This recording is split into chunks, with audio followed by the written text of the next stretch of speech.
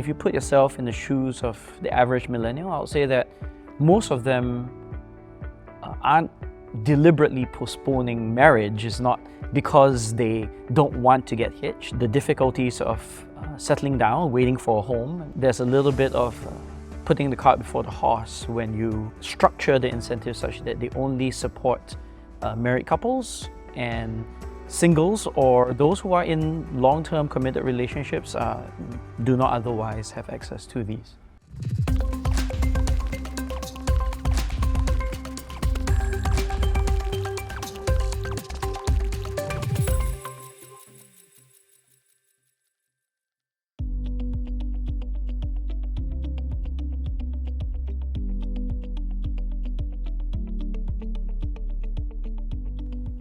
Hello, you are watching Teatime Tuesday. I'm Rashan Gidwani.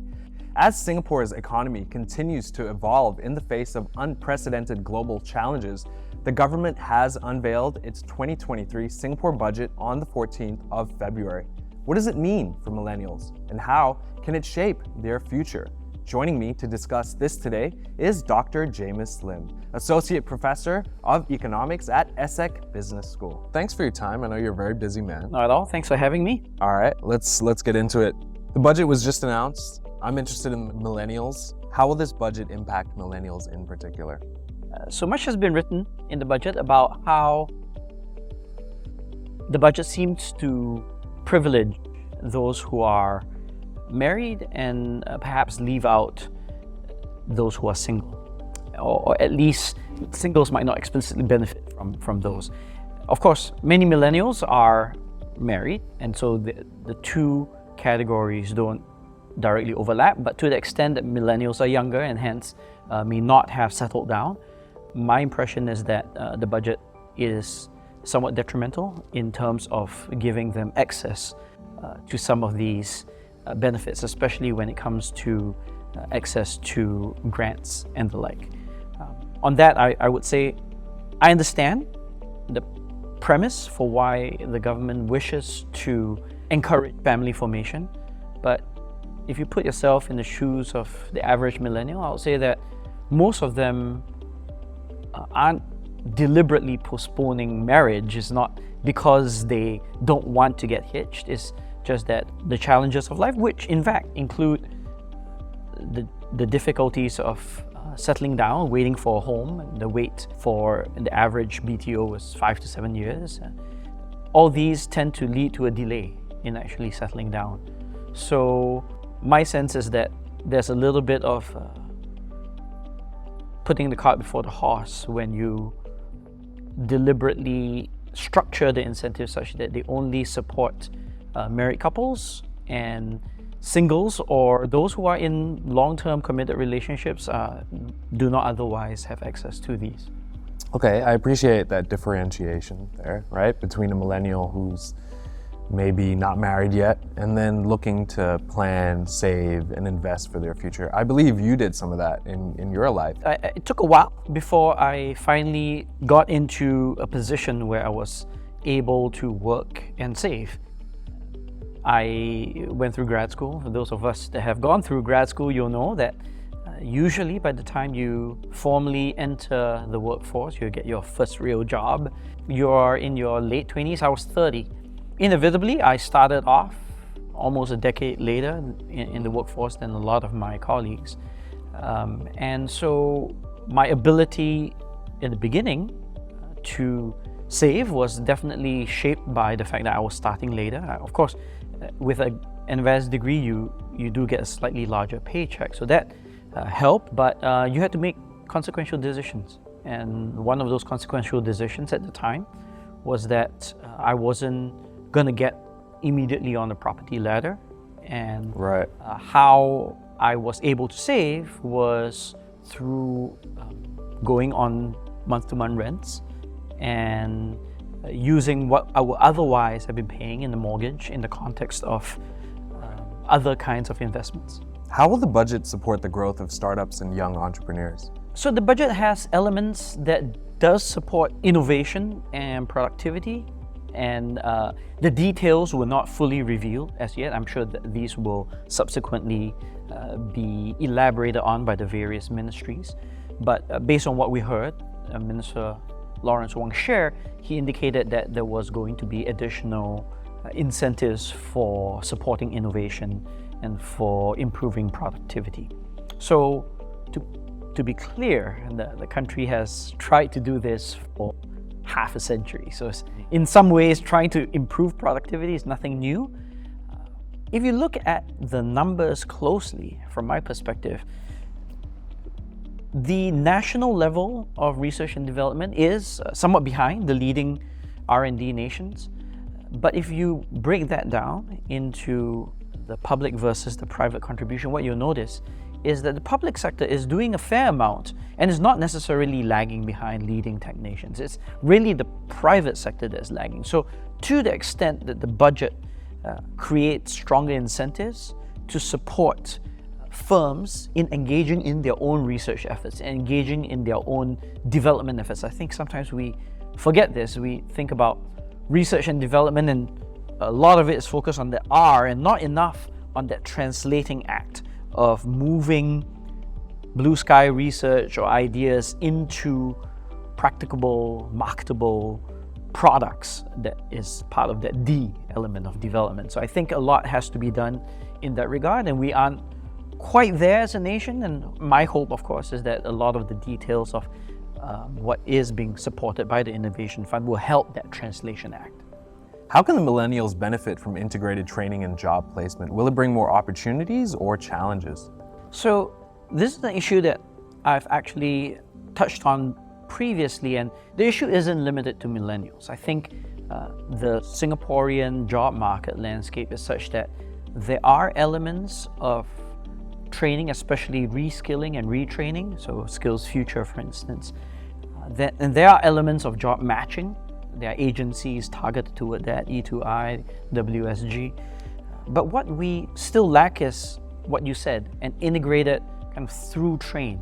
From the moment that you share the job for whatever reason, you're made redundant or you decide that it's time for a career transition, support through that period through some kind of redundancy or unemployment insurance, and then moving on to the next stage, which is while you're on that process to engage in training or retraining or reskilling, picking up additional skills, bolstering your existing skills, and then those skills being specifically targeted toward an actual job that will require those skills. Now, to be fair, there are some small pilot programs. As far as I understand, in information technology, there are these 1 to 2 year through train programs where if you commit to a process of retraining, at the end of 1 year, you will be placed into a job within a broader scope of a corporation, and then that hopefully eventually becomes a longer term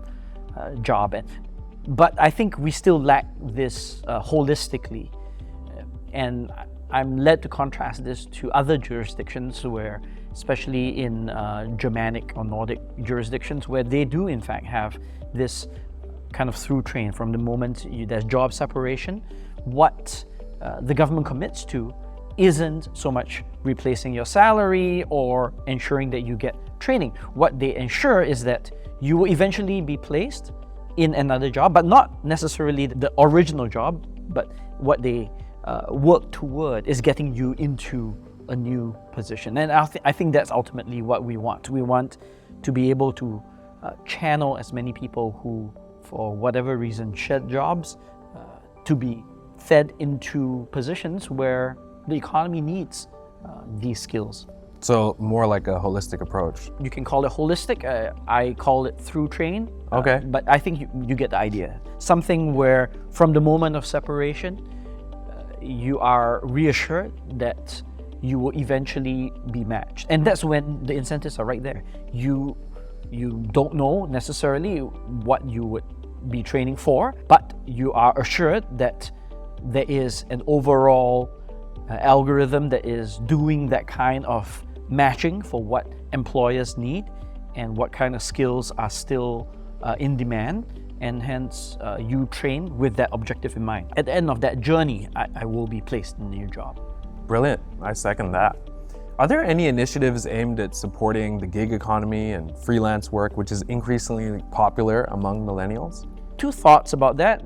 The gig economy is indeed popular, and the downside of some of that is that, as many of us are aware, while it does give you more free cash in hand, it doesn't support as much of that saving behavior that you want in the medium to longer run after that gig phase in one's life is over. The gig economy is a valuable addition to the broad scope of what is available. People who separate from their jobs either because they want greater flexibility for a phase in their life, or they are at the twilight of their own careers and they still want a little bit of a ramp as they ramp down their work hours and the like.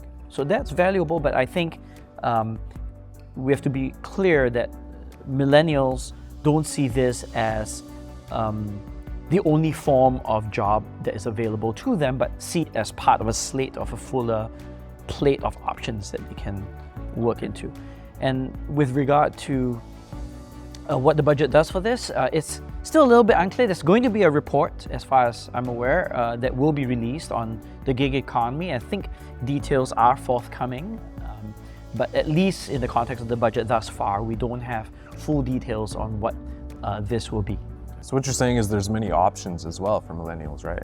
I would hope so. And again, it's not just a matter of options, but a matter of what millennials want. I would like to think actually a healthier approach to work-life balance. And there's nothing wrong with that as long as there is a keen sense of also balancing between the present and the future. So as long as that trade-off is clear, both between work and life today, but also work and life today versus in the future, taking care of a family and so on, then I think you have to, once you approach this in a clear-eyed manner, then you're set. How will Singapore's economic policies benefit young adults and help them grow their wealth? There aren't very specific policies toward growing wealth, although one area of the budget is about providing additional support to help Singaporeans, including young Singaporeans, get on the property ladder. The implicit assumption of that, of course, is that property ownership is a main form for asset acquisition and hence wealth accumulation. As I mentioned earlier on, my hope is that we have more holistic view of different kind of investment options and wealth generation options. Some of these could involve other typical asset classes, notably in equities that I think young Singaporeans with a greater risk propensity may be willing to explore more. So rather than feel the need to necessarily get onto the housing ladder and build wealth and saving predominantly through real estate, there are other options out there. But at the same time, the budget does talk about providing support, social support for Singaporeans. And my hope is that we look beyond just the idea of how a job is your best welfare, but rather into trying to encourage Singaporeans, young Singaporeans, who are the future, to think about entrepreneurship and how they may want to pursue these entrepreneurship options. We talked a little bit about innovation funds and so on. My sense is that a lot of these innovation funds still focuses a little bit too much, at least for my taste, on traditional sexy areas, things like of course, technology or biotechnology or pharmaceuticals. I like to think that innovation can come anywhere. And some of it is, of course, an intersection of technology and traditional things. But at the same time, you think about how some of the big success stories in our local entrepreneurship scene succeeded, you know. Or even in, not just locally, but in the rest of the region. Hai Di Lao is excellent, and what they're focused on is excellent service and high quality food. That's entrepreneurship, but it's not high-tech, sexy entrepreneurship. But it's a very successful model, and I hope that the kinds of innovation that we encourage our young to pursue can span the gamut into the creative industries, into areas that are just not necessarily sexy, but nevertheless encourage people to take the plunge through risk-taking in a calculated manner. Is it the right time for newlywed couples to buy a home and build a family? So my caveat here is I'm not a real estate expert, property expert, but my sense is, of course, that as many people have observed, pricing of housing is expensive. And we don't know. Of course, it's hard to identify a bubble in real time, but I think many people sense that part of this is a bubble element. And my concern is that some of the components that have been offered in the budget, the grants, will further encourage this kind of speculative activity. You know, if you're giving me grants to offset some of the high valuations, then I'm going to ask for a higher asking price if I'm doing a resale. So that's a bit of the concern, that we are continuing to encourage this inflation of real estate and property investment that, again, ultimately everyone needs to live in a home, but it's not always clear that property investment should be the only thing in a diversified portfolio. So I would be cautious about that element. When it's time to start a family, if two people love each other, you know, that's the time to start your family. It's about the love between a couple. It is. Okay. And you know, when a man and a woman, they love each other, things happen. What is your advice for the millennials, Jamus? I would like to see young people take risks. I would like to see them envision a Singapore that they want to live in and work toward building that Singapore. What I don't want to see is our young people get caught up in a rat race, feel that they have been whatever social contract that they bought into, they studied hard and they enter the workforce and they find that they're just struggling to keep up, and some of the things that they thought they were promised, whether explicitly or implicitly, gets overturned. And I want young people to feel ownership for their future, a sense of optimism rather than resignation. So for me, that's what I hope for the future. Yeah, I like it. I can feel it off you. Thank you so much, No Jamus. problem. Wonderful. Thanks for having me. Jamus and I talked about the Singapore Budget 2023 and its various implications. Stay tuned for our next episode, which will feature more insights and analysis. I'm Rashan Gidwani, and you've been watching Teatime Tuesday. Please like and subscribe for more. See you again.